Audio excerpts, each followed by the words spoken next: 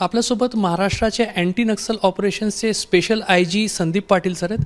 Sir, जे एक शेतकऱ्यांचं आंदोलन पुन्हा सुरू झालेलं आहे, त्या शेतकरी आंदोलनामध्ये पहिला जो आंदोलन झाला होता काही महिन्यांपूर्वी, त्याच्यामध्ये ज्यांनी लीडरशिप दिली होती, नेतृत्व केलेलं होतं, त्यांच्या संदर्भात काही माहिती आता नक्षलवाद्यांच्या काही पत्रकांमधून समोर आलेली, नेमकी काय माहिती? निश्चितच आत्ता जे चालू असलेल्या शेतकरी आंदोलनाच्या पार्श्वभूमीवर खरं पाठीमागल्या आंदोलनाचा पण आपल्याला पार्श्वभूमी माहीत असणं फार गरजेचं आहे. तर आपण जो एक मुद्दा विचारलेला आहे की माओवाद्यांनी 2 पत्रकं रिलीज केली होती जानेवारीमध्ये, जे पब्लिकली अवेलेबल आहेत. त्यामध्ये दर्शनपाल सिंग आणि बलराज सिंग असे 2 लोकांना नेत्यांना त्यांनी एक्सपेल केलेलं आहे. दर्शनपाल सिंग हे म्हणजे जे माओइस्ट फ्रंटल ऑर्गनायझेशन आहे, क्रांतिकारी किसान युनियन, त्याचे ते अध्यक्ष होते आणि सेंट्रल कमिटी मेंबरही होते.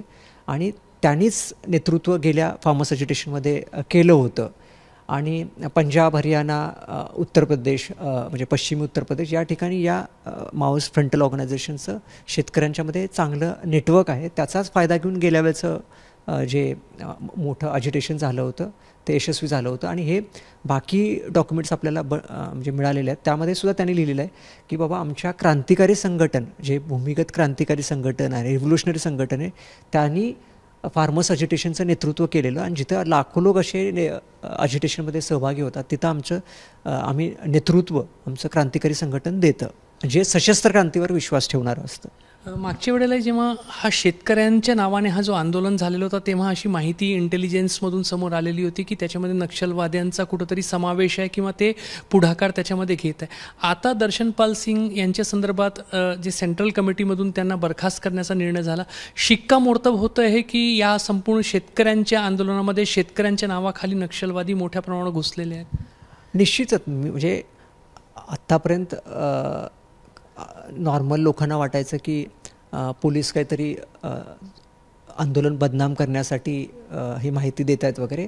पण ज्यावेळेस त्यांच्या पार्टीची ऑफिशियल प्रेस नोट येते की बाबा दर्शनपाल सिंग आमचे सेंट्रल कमिटी मेंबर होते आणि त्यातून आम्ही त्यांना निष्कासित केलेलं आहे, फक्त का तर ते कानूनी मार्ग मानतायत, म्हणजे त्याच्या पलीकडे ते जायला तयार नाही आहेत. म्हणजे त्यांचं असं म्हणणं होतं की आपण फक्त कायद्यामध्ये राहून अजिटेशन करायचं. तर त्या एका डिफरन्समुळे त्यांना पार्टीतून काढून टाकण्यात आलेलं आहे. तर ज्यावेळेस पार्टी स्वतःच सांगते की बाबा दर्शनपाल सिंग आमचे सेंट्रल कमिटी मेंबर आहेत, ज्यांनी गेल्या शेतकरी आंदोलनाचं नेतृत्व होतं, त्यामुळे आता म्हणजे सरळ म्हणजे दूध का दूध आणि पाणी, म्हणजे काळ्या दगडावरची रेष आहे की बाबा माओइस्टनीच ते गेलं आंदोलन लीड केलं होतं.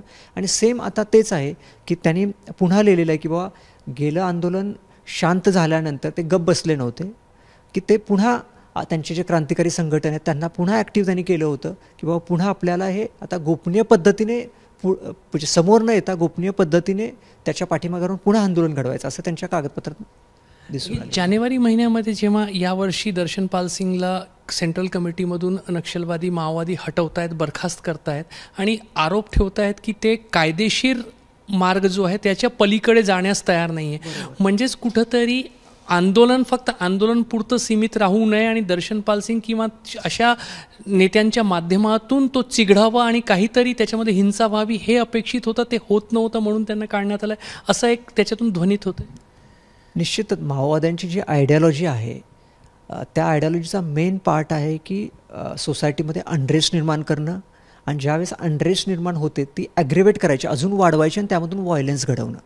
आपण जर गेल्या वेळेस पाहिलं की गेल्या वेळेसही शेतकरी आंदोलनामध्ये काही प्रमाणात व्हायलन्स झाला होता. तर तेच आहे की कसा जास्तीत जास्त व्हायलन्स घडवून शासनाच्या माध्यमातून कारवाई होते. व्हायलन्स झाला की निश्चित पोलीस फोर्स यूज करतात, बऱ्याच लोकांच्यावर गुन्हे दाखल होतात, बरेच लोक तुरुंगात जातात.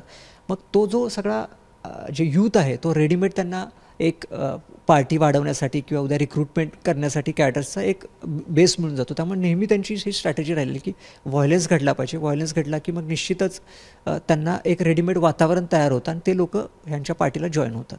तर नक्कीच शेतकऱ्यांचं आंदोलन सध्या सुरू आहे, मात्र शेतकरी आंदोलनाच्या नावाखाली पहिल्या वेळेलाही सुरक्षा दल जे आहेत, पोलीस जे आहेत, इंटेलिजन्सच्या वेगवेगळ्या एजन्सीज आहेत, त्यांनी सांगितलेलं होतं की त्याच्यामध्ये नक्षलवाद्यांचा कुठंतरी प्रभाव आहे, पाठीमागे हात आहे.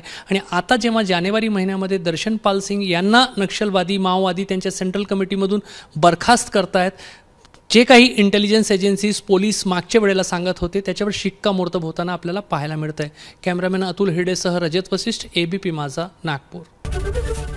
एबीपी माझा, उघडा डोळे बघा नीट.